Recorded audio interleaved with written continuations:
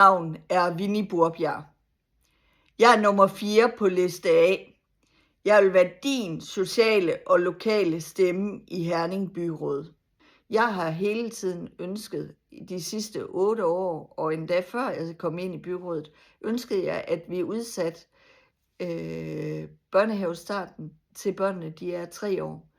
Nu er vi i gang.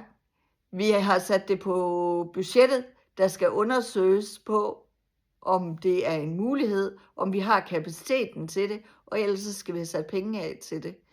Derfor stem personligt den 18. november. Jeg er klar til at være din sociale og lokale stemme i Herning Byråd.